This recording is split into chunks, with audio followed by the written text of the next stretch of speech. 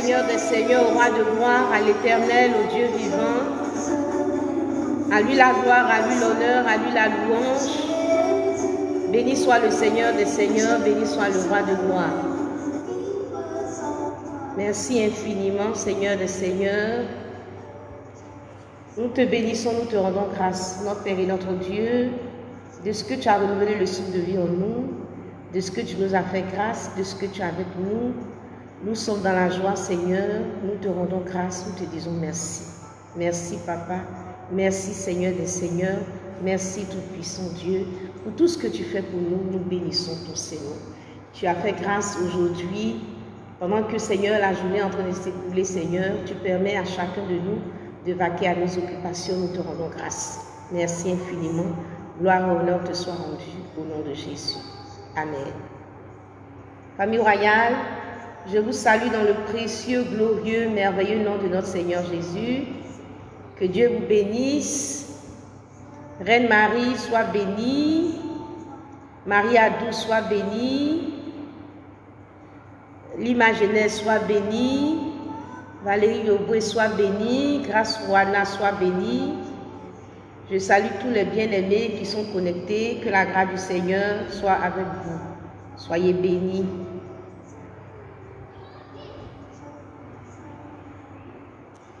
Bien-aimés du Seigneur, j'avais, je crois dans la semaine, ça devait être le lundi, j'avais parlé de ce thème, toujours en ce qui concerne les violences conjugales. Le Seigneur m'avait permis de toucher un peu l'aspect de la famille. Et puis, quand j'ai fini, la vidéo n'était pas dans un bon état. Et donc, j'ai décidé aujourd'hui de reprendre un peu, voilà, la vidéo, pour permettre aux uns aux autres d'écouter et puis de pouvoir aussi garder la vidéo. Et donc, pour certains, ça sera peut-être déjà entendu, mais ça ne sera pas complètement déjà entendu parce que le Saint-Esprit est un esprit en mouvement et il permet qu'on puisse apporter encore d'autres éléments à cela. Voilà, face à la violence conjugale, qu'est-ce que le Seigneur attend de la famille?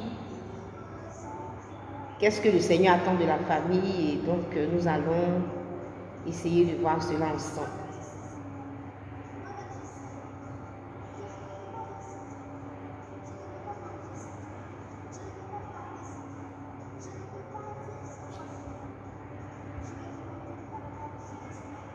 Que le nom du Seigneur soit béni. Bien-aimés du Seigneur,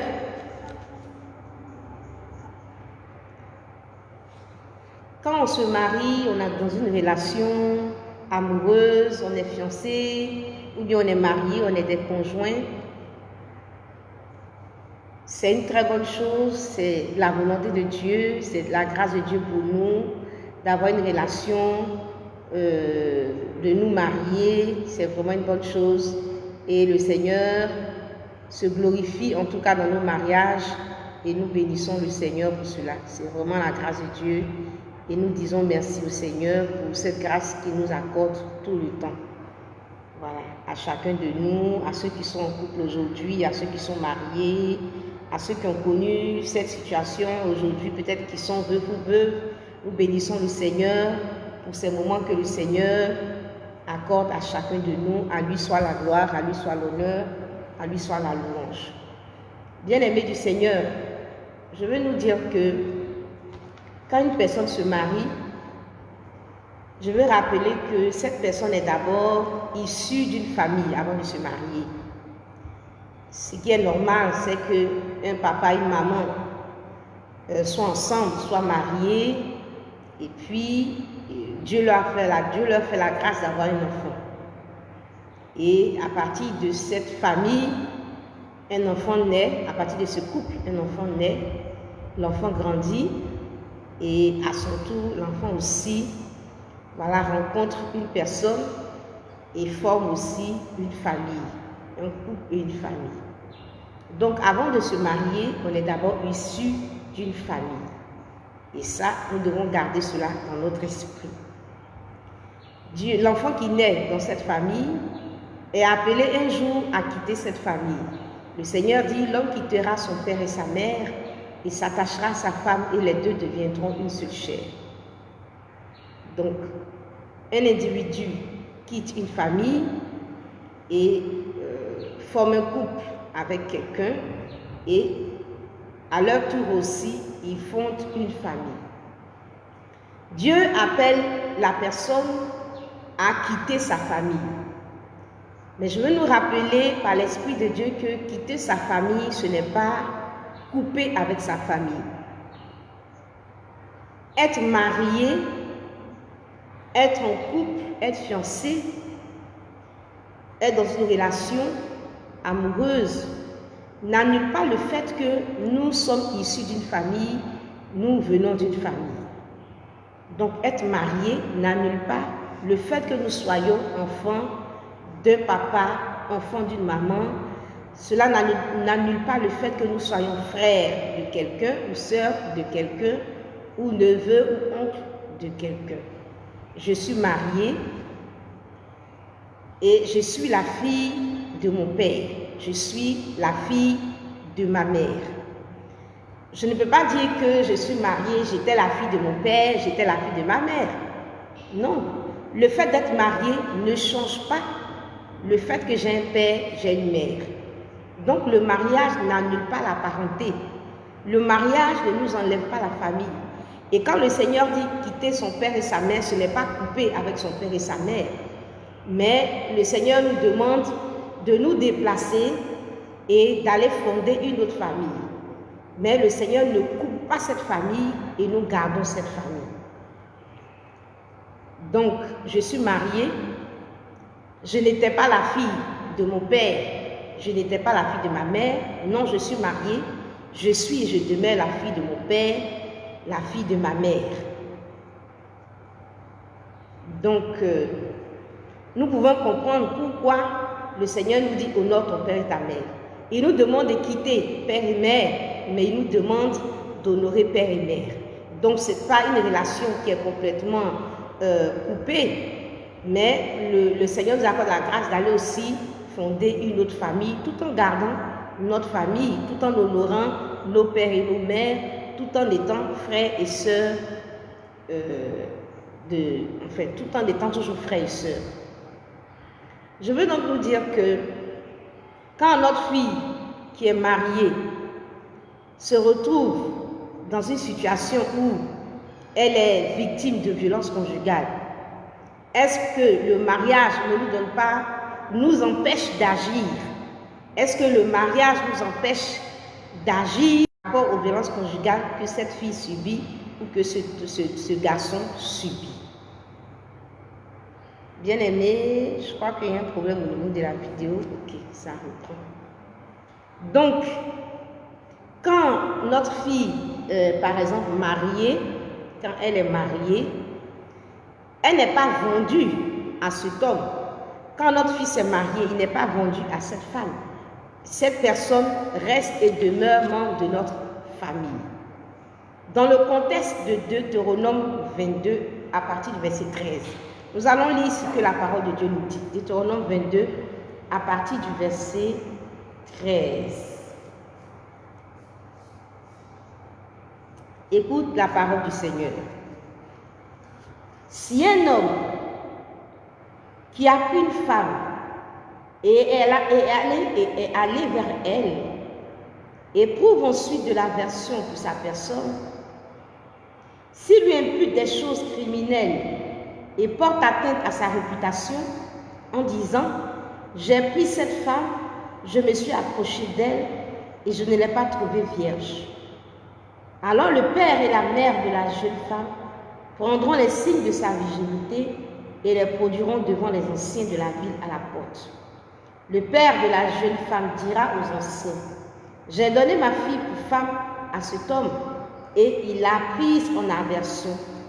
Il lui impute des choses criminelles en disant, « Je n'ai pas trouvé ta fille vierge. Or voici les signes de virginité de ma fille. » Et ils déploieront son vêtement devant les anciens de la ville. Les anciens de la ville saisiront alors cet homme et le châtieront. Et parce qu'il a porté atteinte à la réputation d'une vierge d'Israël, ils le condamneront à une amende de 100 cycles d'argent qu'ils donneront au père de la jeune femme.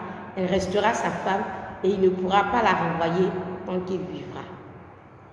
Bien-aimés du Seigneur,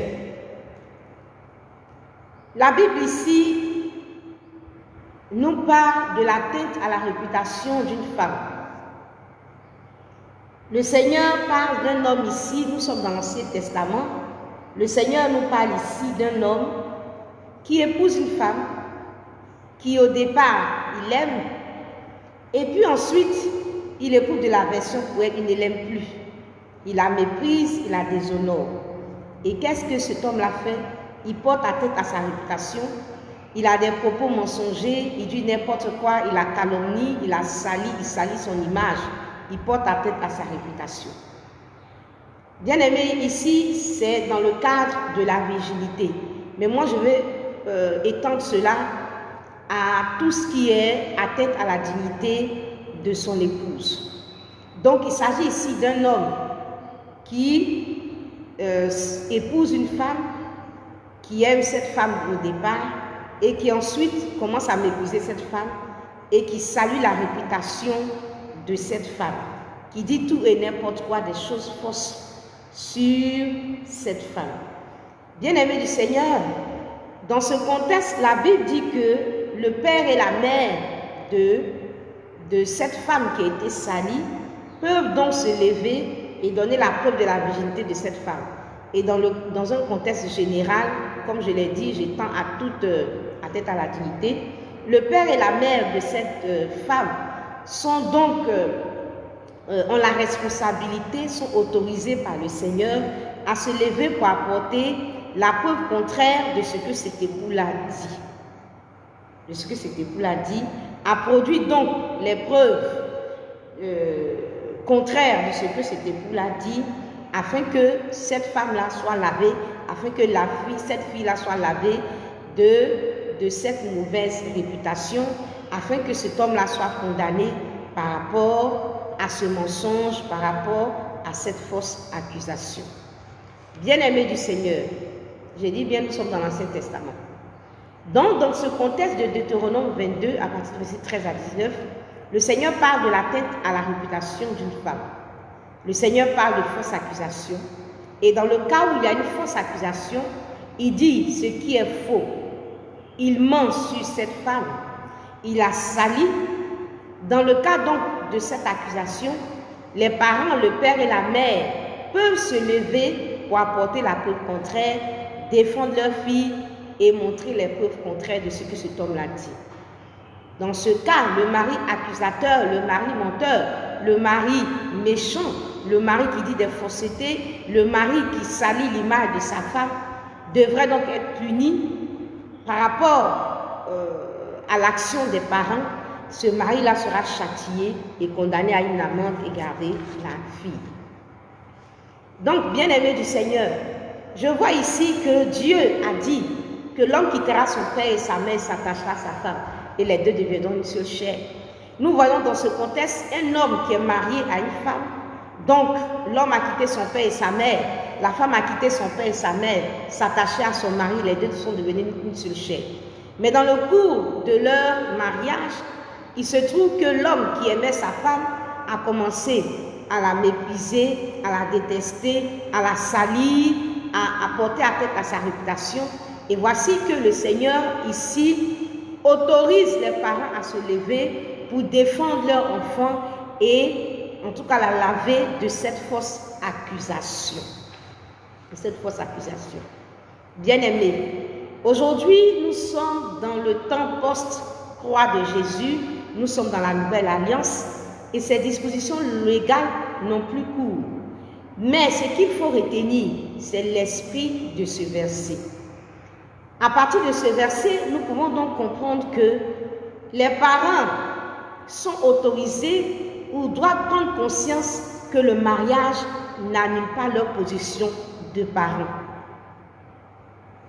Nous pouvons donc comprendre que le mariage n'annule pas la position de parents. Le mariage n'annule pas la position de frère. Le mariage n'annule pas la position de sœur. Le mariage n'annule pas la position donc de neveu, etc., etc. Le mariage n'annule pas la position de parents. Le mariage n'annule pas la famille. Bien-aimé du Seigneur, ce n'est pas parce que quelqu'un est marié que cette personne n'a plus de papa, n'a plus de maman, n'a plus de frère, n'a plus de soeur, n'a plus de cousin, n'a plus de neveu, n'a plus de nièce, de tante, donc, etc. Donc le mariage ne signifie pas l'annulation de la famille. Et donc la famille aussi doit comprendre que le fait que leur enfant soit marié ne signifie pas que cette personne-là doit être abandonnée entre les mains de ce conjoint. Bien-aimé du Seigneur, dans le cadre de Deutéronome 22, voici qu'un époux qui aimait son épouse ne l'aime plus, éprouve de l'aversion pour elle et porte atteinte à sa réputation, et les parents sont autorisés à se lever pour apporter la preuve contraire, pour que cet homme-là soit condamné, pour que ce qu'il fait là soit condamné, pour que leur fille soit lavée de cette saleté que cet homme-là pose sur elle. Bien-aimés du Seigneur, donc quand nous gardons l'esprit de ce verset, nous pouvons comprendre qu'en tant que famille, Dieu nous appelle à défendre et à protéger les membres de nos familles. Par exemple, d'un mauvais conjoint, d'un conjoint méchant, d'un conjoint qui fait le mal. Bien-aimés du Seigneur, si pour l'atteinte à la réputation d'un membre de notre famille, Dieu nous appelle à nous lever pour que ce membre de famille soit lavé de cette fausse accusation, de ce faux témoignage, de cette calomnie, de cette atteinte à sa réputation, à son honneur et à sa dignité. Que penser alors quand il s'agit de violence conjugale? Bien-aimés du Seigneur, la violence conjugale est encore plus dégradante et encore plus humiliante. La violence conjugale est une menace même plus grave même que l'atteinte à l'honneur et à la dignité. Bien-aimés du Seigneur, la violence conjugale, c'est quelque chose qui est plus grave parce que c'est une menace même sur la vie de la personne. Et si le Seigneur, en ce qui concerne l'atteinte à l'honneur, à l'image d'une personne, le Seigneur appelle la famille, le père et la mère à se lever pour aider, pour protéger, pour défendre, alors on peut dire que c'est une évidence pour nous de nous lever en ce qui concerne la violence.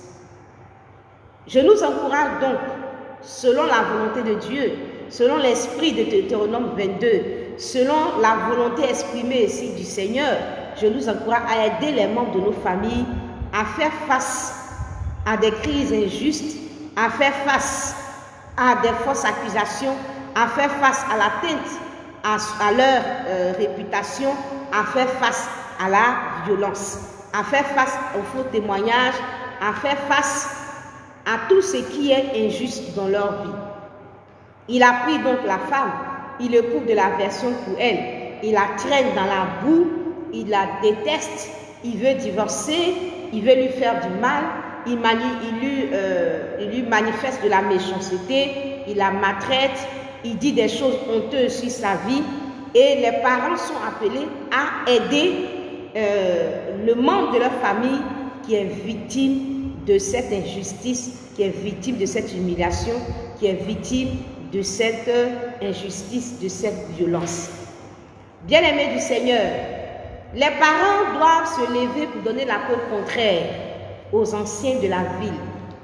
Et donc, ils agissent au-delà même du cadre familial. Et donc, ils peuvent se lever et faire tout ce qu'ils peuvent pour que leur fille, pour que leur fils, pour que leur enfant soit rétabli dans sa dignité. Ils devaient donc donner les preuves aux anciens de la ville. Et dans notre cadre ici moderne aujourd'hui, il y a un cadre, que ce soit en justice ou en tout cas il y a un cadre familial de notre village, un cadre régional, un cadre national. Il y a en tout cas des endroits appropriés où on peut rétablir la dignité de notre enfant. Bien-aimé du Seigneur, et donc il devait agir en sorte que cet époux-là, il devait agir comme en justice, en sorte que cet époux-là puisse être condamné et puis pour que leur fille retrouve donc sa dignité. Et donc, ils doivent agir pour qu'on puisse infliger un châtiment à cet homme-là, pour qu'il puisse, en tout cas, on puisse lui coller une amende et puis pour que leur fille aussi soit lavée de cette atteinte à sa dignité, lavée de cette humiliation, de cette fausse accusation. Donc, on comprend simplement qu'il faut aider aujourd'hui. Il faut aider aujourd'hui, dans tous les cadres, il faut aider les membres de nos familles qui sont dans des engrenages, ne pas les laisser seuls traverser ces situations conjugales difficiles, mais il faut aussi le soutien de la famille. Bien-aimé du Seigneur, je veux dire donc à quelqu'un que tu as une sœur, tu as un frère qui est déshonoré, qui est humilié. Tu as un frère, tu as une sœur qu'on traîne partout. Tu as un frère, tu as une sœur qui subit de la violence. Et tu es assis et tu dis qu'il est marié ou tu dis qu'elle est mariée. Ça veut dire quoi, il est marié ou elle est mariée?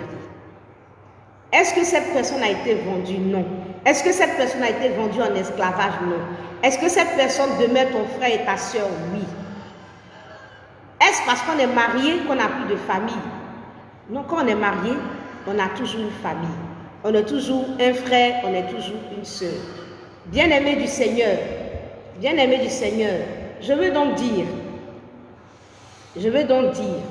que lorsque un membre de la famille subit par exemple des violences conjugales, on frappe la personne, on blesse la personne, ce n'est pas parce que cette personne est mariée qu'on n'a pas le droit d'agir et de réagir. Bien au contraire, à travers la parole du Seigneur, nous comprenons que c'est notre devoir même de nous lever pour venir au secours de cette personne. Dans le cadre de l'atteinte à la dignité, à la réputation de cette personne, on comprend ici, dans ce verset de Deutéronome 22, que ce conjoint-là ne voulait plus de cette femme et il n'assume pas donc sa séparation et donc il a sali pour justifier son divorce et pour être libre d'elle sans perdre sa face. Donc il lui fait du mal, il lui fait porter le chapeau de ce mal doublement et elle est doublement victime de lui. Et Dieu demande donc à ses parents de se lever pour la blanchir. Si, et je le répète, pour une atteinte à la réputation, les parents doivent réagir, qu'en sera-t-il d'une violence physique? Si pour une atteinte à la réputation, les parents doivent se lever et agir et réagir, qu'en sera-t-il alors d'une violence physique, de violence conjugale?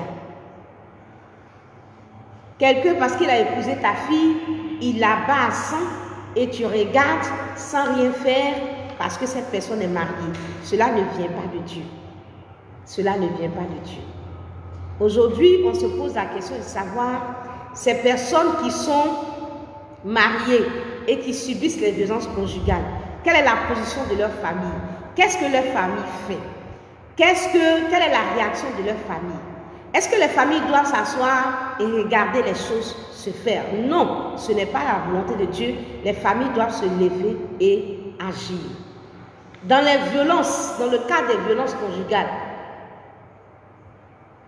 souvent un membre de famille est en détresse, dans des situations qui la dépassent. La personne est apeurée, la personne est traumatisée, la personne est sous le choc, la personne est dans une détresse, la personne a besoin d'aide, la personne a besoin de soutien, la personne a besoin de délivrance. Et on voit une famille qui est absente. Et on voit des personnes qui meurent aujourd'hui dans les violences conjugales et on se pose la question si ces personnes n'ont pas de famille. Bien-aimés du Seigneur, dans l'évangile de Luc au chapitre 16, nous avons la parabole du riche et du pauvre Lazare.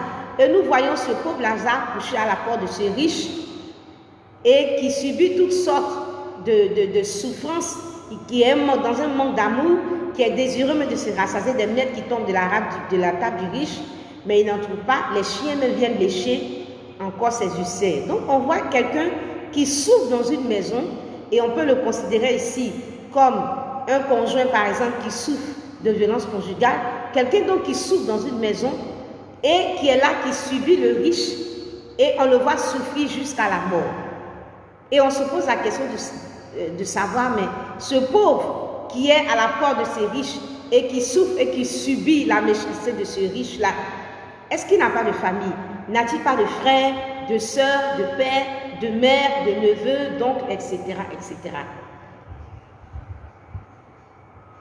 Donc souvent la personne même qui est victime de violence n'a pas la force, n'a pas les moyens de s'en sortir. Et qu'est-ce que le Seigneur nous dit? le Seigneur nous interpelle en tant que famille à voler au secours de ce membre de la famille qui est en détresse et qui souffre de violence conjugale. Quelqu'un pourrait me dire non, peut-être que la personne ne va pas répondre favorablement. Mais bien aimé du Seigneur, moi je ne suis pas encore à ce stade. Je ne parle pas de quelqu'un vers qui on va, qu'on veut délivrer et puis qui ne veut pas ne veut pas être délivré. Je ne parle pas de ce cadre.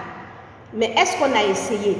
Est-ce qu'on est allé vers, en tant que famille, qu'est-ce que nous avons fait pour que cette personne-là soit sauvée de cette violence? C'est ça la question.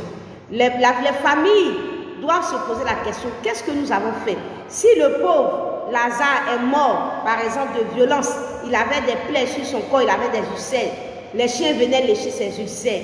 Bien aimé, ce pauvre Lazare était dans une situation pitoyable, déplorable, dans une situation vraiment difficile dans cette maison. Mais jusqu'à ce qu'il meure, on n'a pas vu un membre de sa famille voler à son secours. Bien aimé, il y a des femmes qui souffrent de violences conjugales, qu'on bat jusqu'à 100. Il y a des hommes qui souffrent de violences conjugales. Mais où est leur famille? Qu'est-ce que leur famille a fait concrètement? Quelle est la réaction de leur famille?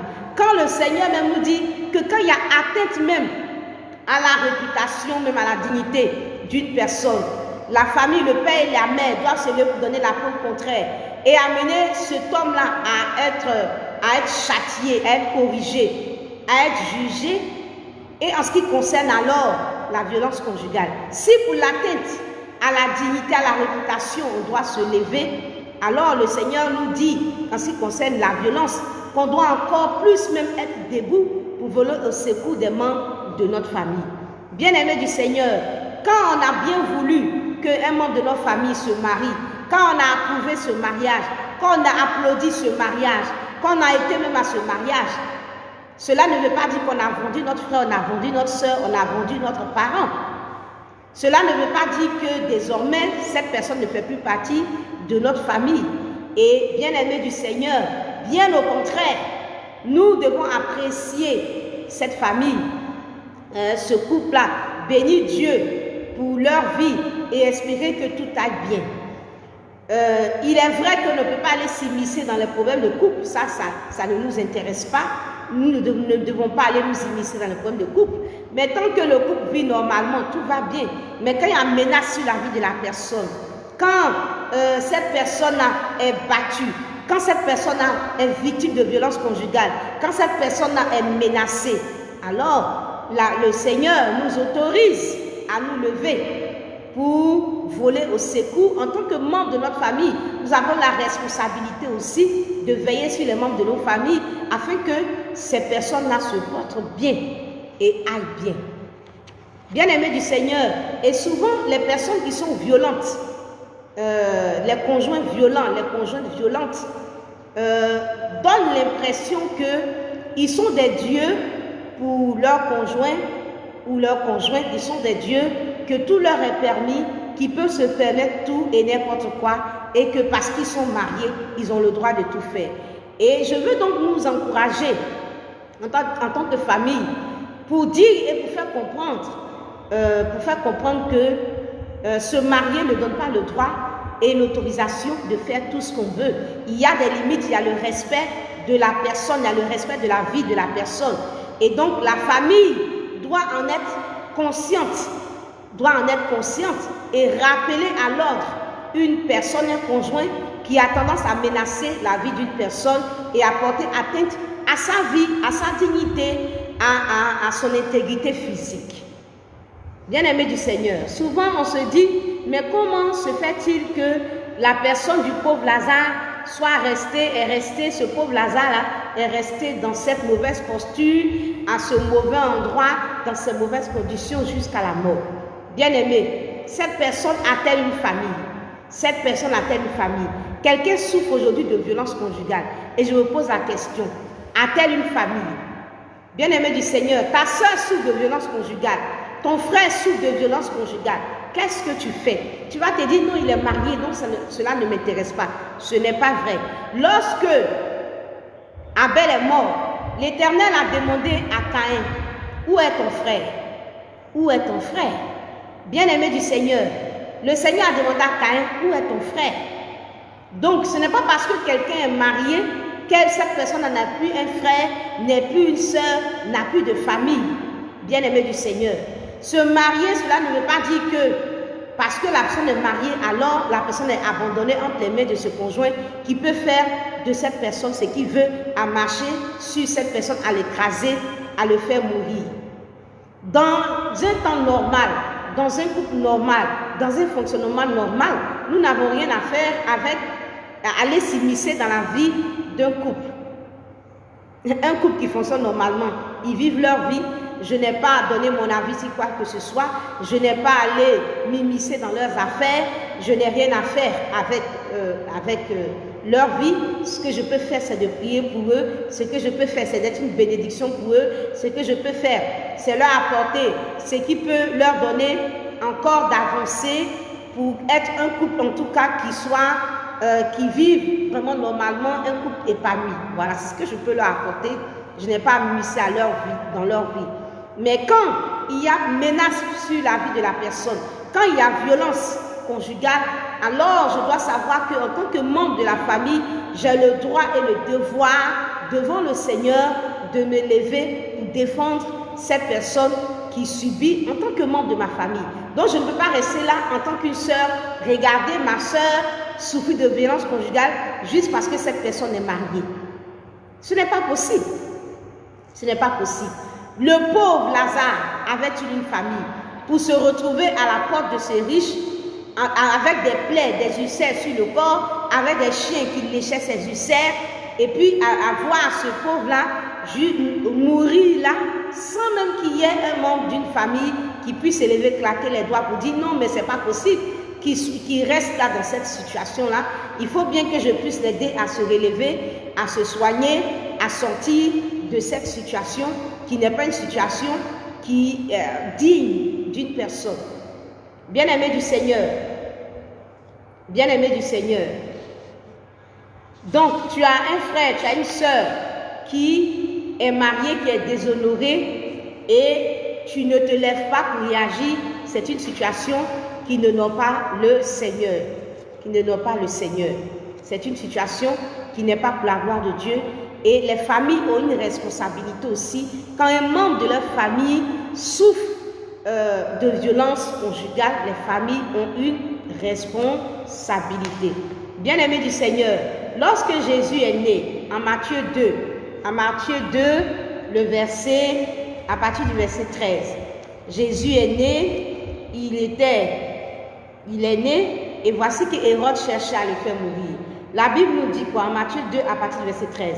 Lorsqu'il fut parti, voici un ange du Seigneur apparut en songe à Joseph et dit, lève-toi, prends le petit enfant et sa mère, fuis en Égypte et reste jusqu'à ce que je te parle, car Hérode cherchera le petit enfant pour le faire mourir. Jésus, ici, était un enfant qui était menacé par Hérode. C'est un enfant d'une famille, de la famille Joseph et Marie. Et cet enfant était menacé par Hérode, qui cherchait à mettre la main sur lui pour le faire mourir. Qu'est-ce que Dieu fait? Dieu se révèle par un ange à Joseph pour dire, lève-toi, fuis avec le petit enfant et sa mère et restez en Égypte jusqu'à la mort d'Hérode. Donc Dieu se révèle par un ange au père de Jésus ici, son père, c'est comme ça qu'on peut dire, à son père Joseph, et le Seigneur lui dit de fuir avec l'enfant, de le mettre à l'abri jusqu'à ce que la menace soit passée. Dieu veut sauver Jésus de la mort.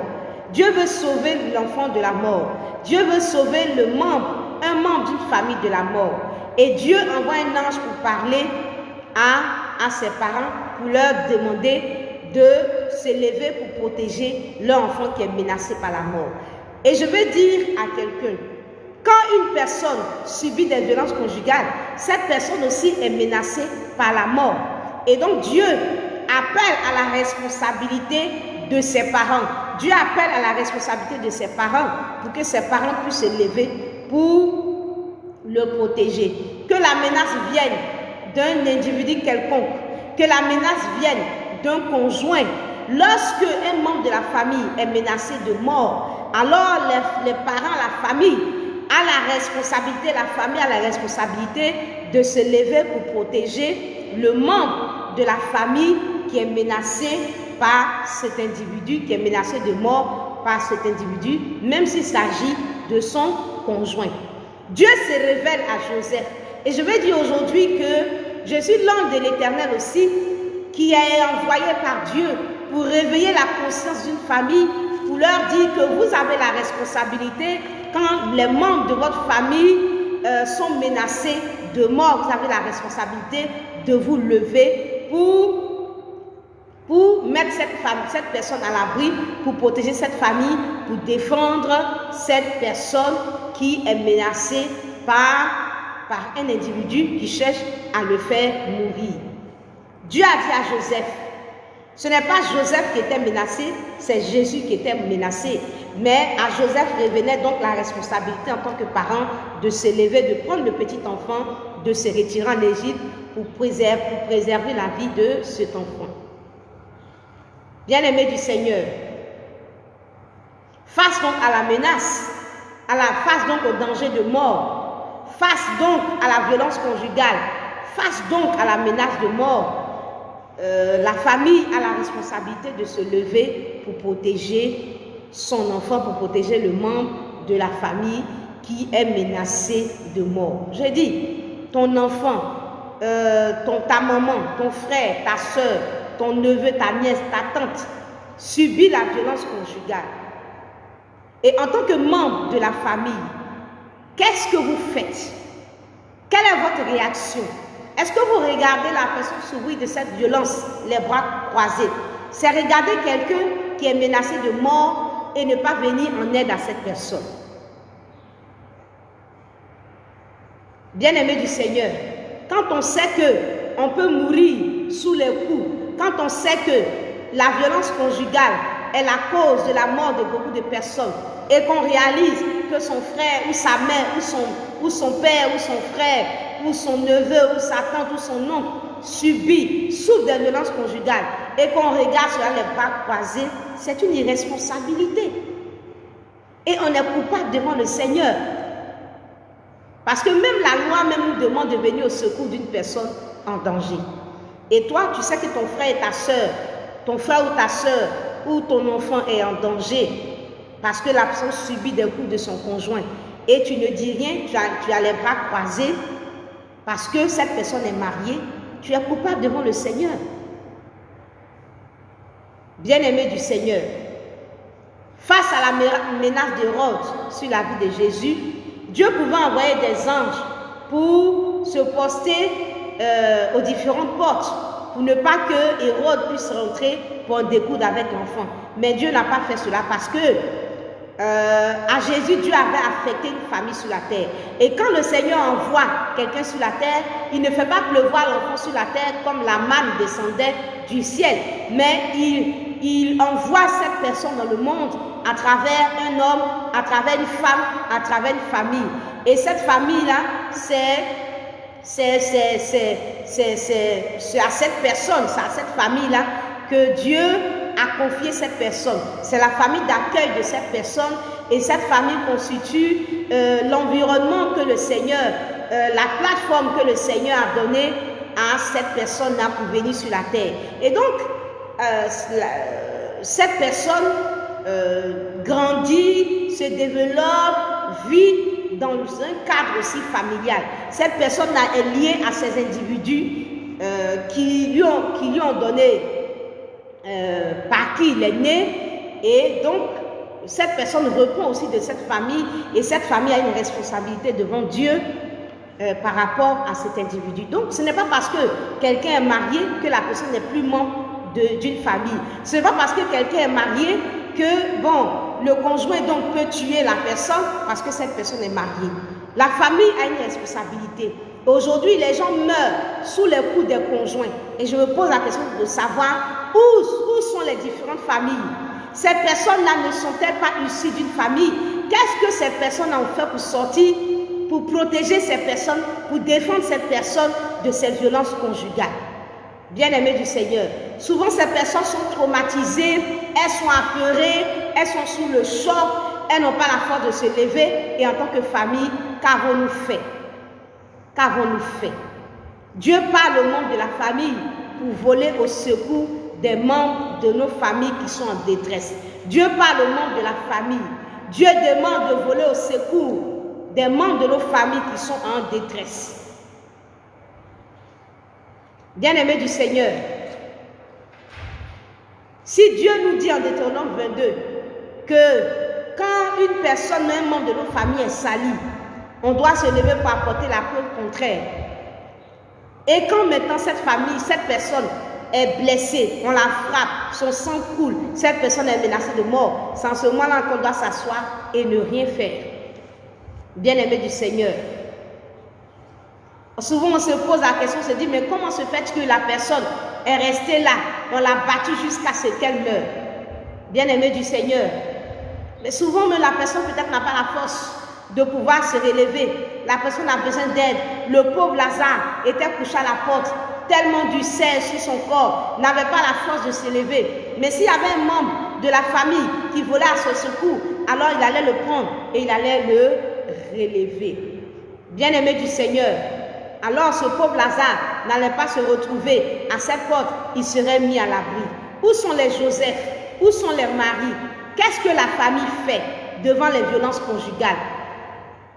Qu'est-ce que la famille fait? Bien-aimés du Seigneur, est-ce que vous avez réfléchi au cas de votre frère, de votre soeur qui subit les violences conjugales?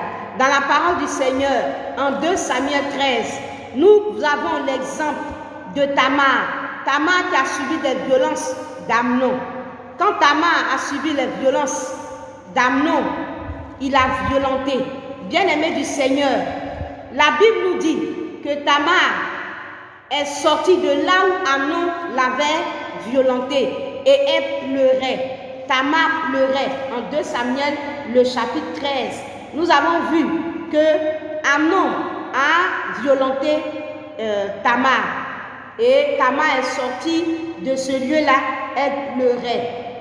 Et comme elle pleurait, la Bible nous dit que son frère Amnon lui a posé la question de savoir, Tamar, son frère Absalom plutôt, son frère Absalom lui a posé la question de savoir si Amnon l'avait violenté. Bien-aimé du Seigneur, c'est un frère qui se préoccupait de sa sœur, qui prenait les nouvelles de sa sœur, qui prenait des informations sur sa sœur, qui était sensible à la situation de sa sœur et qui cherchait à avoir les nouvelles de sa sœur. Vous êtes des frères, vous êtes des sœurs, vous êtes des membres d'une famille. Vous ne vous appelez même pas pour savoir comment vous allez les uns les autres. Vous êtes des frères, vous êtes des sœurs, vous passez tout votre temps à vous faire palabre, à vous faire palabre, à vous disputer, à être dans la mésentente. Vous êtes une famille désunie, vous ne vous entendez même pas, vous ne vous parlez même pas. À peine même vous vous dites bonjour. Dans cet environnement, dans ce contexte, comment est-ce que maman pourra venir au secours même d'un membre de la famille qui est en détresse? Si elle-même, la famille même est divisée, si la famille ne s'entend pas, si les membres de la famille n'ont même pas de bon rapport, si les membres de la famille ne sont même pas soudés, s'il n'y a pas d'entente, si c'est une famille divisée, dans ce cas-là, comment est-ce qu'on pourra même venir au secours? Peut-être que le pauvre Lazare était dans une situation où sa famille était une famille désunie, une famille divisée, une famille où on ne se parlait pas. Peut-être que ses frères et ses sœurs ne s'occupaient même pas de lui, pouvaient passer peut-être des années sans même appeler leur frère pour lui demander comment il va, quelle est sa situation. C'était une famille peut-être égoïste où chacun cherchait seulement à peut-être réussir, chacun était connecté à ses besoins personnels. Personne ne s'occupe de son frère, de savoir comment son frère va, quelle est la situation de son frère, dans quel état son frère se trouve. Et ce pauvre Lazare, même s'il est dans cette maison et qu'il subit, mais il va rester parce qu'il n'a même pas où aller. il n'a même pas où aller. Parce que s'il sort de là, il n'a même pas une famille qui puisse lui tendre la main et le recevoir. Bien-aimé du Seigneur, il y avait un malade, 38 ans à la piscine de Bethesda. Jésus vient à lui. Parce qu'à cette piscine, de temps en temps, un ange vient pour remuer l'eau. Et quand l'ange vient, le premier malade qui rentrait dans l'eau était guéri. Et pendant 38 ans, les gens rentraient dans l'eau, étaient guéris. Mais ce malade était paralytique. Et sans aide, il ne pouvait pas se lever pour entrer dans l'eau. Peut-être que les autres malades étaient des boiteux, ils pouvaient se débrouiller pour entrer dans l'eau. Ou bien, ces autres malades avaient des parents qui soulevaient leurs malades pour les jeter dans l'eau. Mais lui, paralysé, paralytique, il ne pouvait pas se mouvoir. Et donc, pendant 38 ans, il n'a même pas eu quelqu'un pour le jeter dans l'eau. Et là, Jésus est venu à lui. Et quand Jésus est venu à lui, il lui demande, tu es guéri? Il dit, mais je n'ai personne. Je n'ai personne.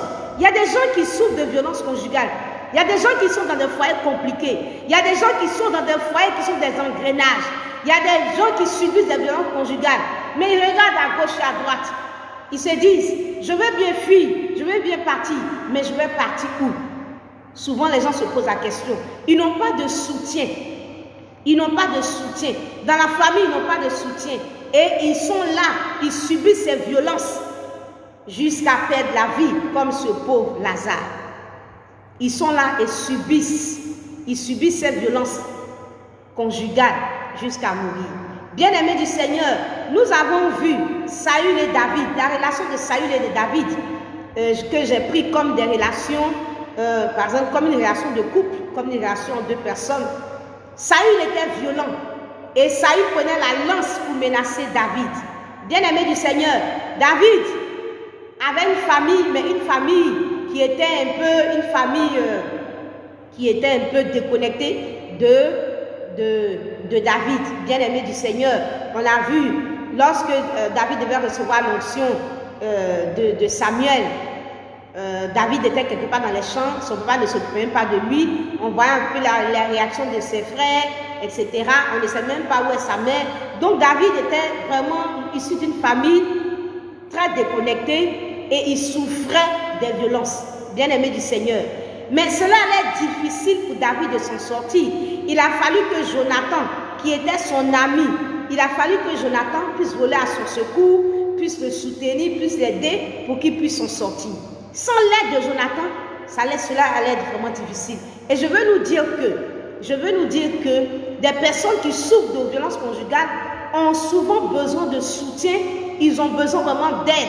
Ils ont besoin d'être fortifiés. Ils ont besoin de quelqu'un à leur côté pour les aider, pour s'en sortir. Absalom, quand il a vu que sa sœur Tamar a été violentée par Amnon, non seulement il s'est préoccupé de son sort, il est venu à son secours, il lui a posé des questions et elle a répondu. Et la Bible nous dit que Tamar, qui était désolée, a demeuré dans la maison d'Absalom, son frère, et donc on comprend que Absalom a recueilli sa sœur. Donc voici quelqu'un, une femme qui a souffert de violence, de la part d'un homme et qui est recueillie par son frère. Elle a trouvé une main qui est venue à son secours. Cette main-là ne l'a pas laissée dans la rue. Cette main-là ne l'a pas abandonnée. Cette main-là, au contraire, a été cette main-là qui l'a recueillie. Elle a trouvé, à travers les bras de son frère Absalom, une main qui l'a aidée. Et elle a trouvé, à travers les bras d'Absalom, un secours et une aide. Bien-aimé du Seigneur, je veux donc dire à quelqu'un que des personnes souffrent et demeurent souvent dans des foyers compliqués, même là où il y a la violence conjugale, parce que souvent même la famille n'est pas un soutien, n'est pas une aide. Bien-aimé du Seigneur, Dieu nous appelle, Dieu nous interpelle. Et Absalom est ce frère-là qui s'est levé pour venir au secours de sa sœur qui a souffert de violence. Es-tu un Absalom? N'as-tu pas un Absalom dans une famille un Absalom qui va être sensible à la cause de sa sœur qui souffre de violence conjugale et qui va se lever pour venir à son secours? N'a-t-il pas un Absalom pour se lever, pour venir au secours de cette sœur-là? n'y a-t-il pas un Absalom dans les familles pour se lever, pour venir au secours de cette femme qui souffre des violences conjugales, bien-aimé du Seigneur, pour mettre cette soeur-là à l'abri, pour mettre ce frère-là à l'abri, pour mettre cette personne à l'abri, pour la faire sortir du danger, bien-aimé du Seigneur. Mais voici que souvent, nous restons indifférents et ce n'est pas la volonté du Seigneur. Pourquoi vous ne vous levez pas pour venir au secours des personnes qui souffrent de violences conjugales? Ce n'est pas la volonté de Dieu. Dieu parle à quelqu'un aujourd'hui. Dieu parle à un frère. Dieu parle à une sœur. Dieu parle à Marie. Dieu parle à Joseph. Dieu parle à Absalom. N'a-t-il pas un Marie, un Joseph, un Absalom pour se lever? Cette personne qui souffre de violences conjugales, n'a-t-elle pas un père, une mère, un frère, un neveu, un oncle? Dieu attend la réaction. Dieu est un Absalom. Lève-toi comme un Absalom. Ne reste pas les bras croisés. Viens au secours. Bien-aimé, vous allez rester les bras croisés. Et c'est quand la personne va mourir que vous allez venir revendiquer quoi? Maintenant que la personne est vivante, levez-vous maintenant. Ne tolérez pas dans vos familles la violence conjugale. Parce que ce n'est pas parce que cette personne est mariée que le conjoint ou la conjointe a le droit de vie ou de mort sur cette personne. Ce n'est pas parce que vous avez approuvé ce mariage que vous avez vendu votre frère, vous avez vendu votre soeur. Non, il n'est pas question d'esclavage, il est question de mariage, il est question d'épanouissement. Et là où il y a menace de mort, alors en tant que membre de vos familles, vous devez vous lever pour extraire cette personne-là de cette violence, pour la mettre à l'abri, pour la protéger du danger, pour la sécuriser, pour la mettre en sécurité. Bien-aimé du Seigneur, le mariage n'annule pas le fait que cette personne soit membre d'une famille et nous sommes appelés à protéger cette famille. Bien-aimé, Amnon a exercé la violence sur Tamar. Tamar a été déshonorée, Tamar a été humiliée. Amnon a eu pour elle une forte aversion. Elle a pleuré et dans sa honte, Absalom est venu à son secours. Bien-aimé du Seigneur, Absalom est ce frère-là qui pose des questions. Absalom est ce frère-là qui se préoccupe de sa sœur. Absalom est ce parent-là qui se lève quand son frère, quand sa sœur subit les violences, est menacée de mort. Et Absalom, bien-aimé du Seigneur, la Bible nous dit que Absalom ne parla ni en bien ni en mal avec Amnon, mais il le prit en haine parce qu'il avait déshonoré Tamar, sa sœur. Bien-aimé du Seigneur, Absalom a pris Amnon en haine. Et moi ici, cette haine dont il s'agit pour moi, ce n'est pas la haine qui est dirigée contre la personne d'Amnon, mais je veux que les membres de nos familles aient la haine de la violence conjugale. La haine de la violence conjugale. Nous ne devons pas tolérer en tant que famille la violence conjugale. Et là où il y a violence conjugale, on doit haïr cette injustice, on doit haïr cette situation de violence conjugale. On ne doit pas tolérer, on doit avoir la haine de la violence conjugale. Et là où il y a violence conjugale, on ne doit pas tolérer, on doit avoir la haine de cette situation. Et on doit voler au secours des membres de nos familles qui souffrent de violence conjugale. Et bien aimé du Seigneur, la Bible nous dit que 2 ans après, Absalom a fait tuer Amnon. Non seulement il a recueilli sa sœur et il a fait tuer Amnon. Pour moi ici, je ne parle pas de aller tuer physiquement Amnon, mais bien aimé du Seigneur, non seulement il a la haine et la colère envers la violence conjugale, pas envers l'individu, envers la violence conjugale, il extrait le membre de sa famille de cette violence. Mais il fait mourir même Amnon de la vie de la personne. Donc tuer Amnon pour moi, c'est faire mourir même les effets de cette violence conjugale dans la vie de cette personne. C'est aider cette personne-là à tuer toutes les conséquences négatives de cette violence conjugale, à aider cette personne à sortir du traumatisme de la violence conjugale, amener cette personne à être guérie de ses blessures émotionnelles et ramener et aider cette personne à être restaurée, lui redonner goût à la vie, remettre cette personne sur les rails de la vie, bien aimé du Seigneur. Donc, Absalom a commencé à haïr Amnon, à avoir la haine de la violence conjugale, pas envers la personne, mais envers cette situation. Et Absalom, en tant qu'un frère, a redonné le goût, la joie de vivre à sa sœur, dont Tamar a été violentée, et son frère Absalom l'a aidé à s'en sortir. Bien-aimés du Seigneur, souvent des foyers, quand ça se passe bien, deviennent des plateformes où des membres de nos familles sont maltraités, sont complètement détruits, ils sont complètement anéantis. Et nous, en tant que membres de famille, nous devons vraiment nous lever. En ce qui concerne la violence conjugale, nous ne devons pas tolérer cela. Comment se fait-il qu'on bat des femmes, on les frappe jusqu'à sang, comme si ces personnes n'ont pas de famille? Ce n'est pas possible. Ce n'est pas possible, ce n'est pas la volonté de Dieu. En quoi tu es un frère? En quoi tu es une sœur? En quoi tu es un frère? En quoi tu es une sœur? Bien-aimé du Seigneur, en quoi tu es un frère? En quoi tu es une sœur? Si tu ne peux pas voler au secours de ton frère ou de ta sœur qui est en détresse. Il faut extraire les membres de nos familles qui souffrent de violence conjugales. Il faut venir à leur secours. Ne pas laisser ces personnes-là comme des pauvres Lazare à la porte d'une certaine personne qui va leur donner des marques partout, des ulcères sur leur corps, des plaies sur leur corps. Va laisser même les chiens lécher ces ulcères. Laisser ces personnes-là dans la pitié, laisser ces personnes-là dans la douleur, comme si elles n'ont pas de famille. Nous devons voler au secours. Nous devons voler au secours des membres de nos familles. Nous devons voler au secours des membres de nos familles en détresse. Bien-aimés du Seigneur, il y a une Tamar qui crie quelque part. Il y a une Tamar qui crie sous les coups de la violence conjugale.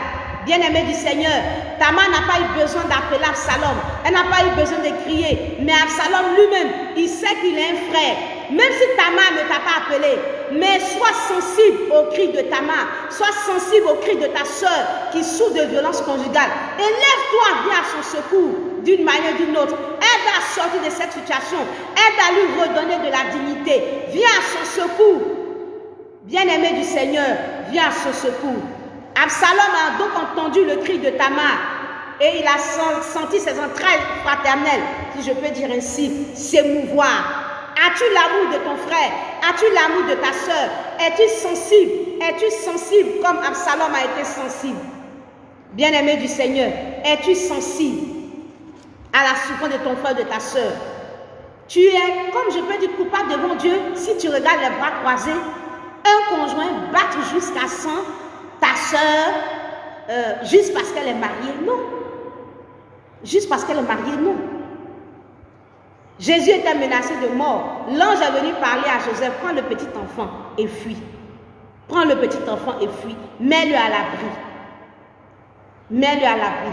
Absalom a recueilli sa sœur chez lui. Il a extrait de la zone de danger et il a déployé sur elle l'amour, la protection d'un frère.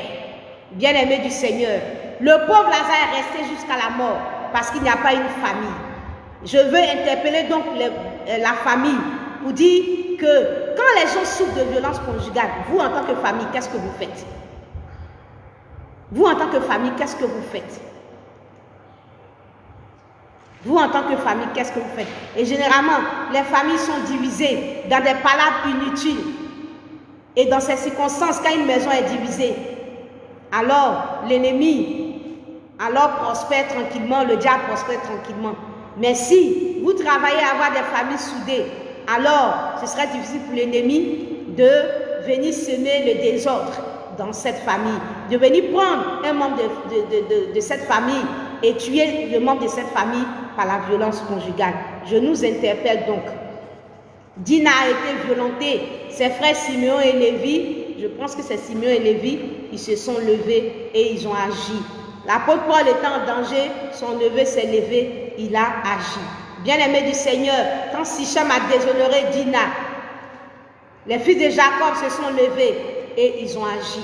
Bien-aimé du Seigneur, levons-nous, agissons, levons-nous et agissons. Et souvent, les victimes de violence conjugale ont besoin d'aide. S'ils n'ont pas de bras, ils n'ont pas de bras, ils n'ont pas de famille pour venir les aider, pour les booster. Alors comment est-ce que ces personnes pourront s'en sortir?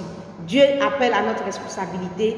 Levons-nous et agissons contre la violence conjugale. Stop à la violence conjugale.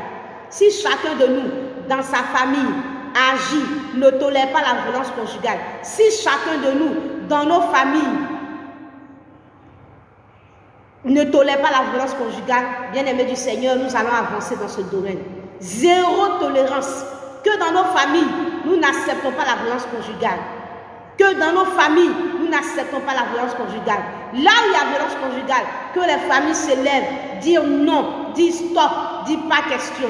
Je pense que si chaque famille se lève, alors ce phénomène-là va vraiment reculer. On va se retrouver à 0% de violence conjugale. Que Dieu nous bénisse et que la grâce du Seigneur soit avec nous. Que le Seigneur nous bénisse. Demain, soyons connectés à midi, à 12h. Soyons connectés pour la prière. Nous allons vraiment prier le Seigneur. Et n'oublions pas que nous devons être en jeûne toute la journée jusqu'à 18h. Mercredi de 4h du matin jusqu'à 18h, nous sommes dans la présence du Seigneur pour prier et nous nous retrouvons à 12h30. Mais je voudrais demain là qu'on puisse se retrouver à 12h pour commencer la prière. Que Dieu nous bénisse et que la grâce du Seigneur soit avec nous. Je vous aime. À Jésus la gloire, à Jésus l'honneur. Valérie Auboué, Reine Marie, Marie Adou, Grâce Rouana, Arthur Boily, Valérie Auboué, Évangéliste Linda, Chante Onésime, Genèse Lima, Sieso Amélie Abigail. Dieu nous bénisse. À Jésus la gloire. Merci, au revoir. À Jésus la gloire, au revoir.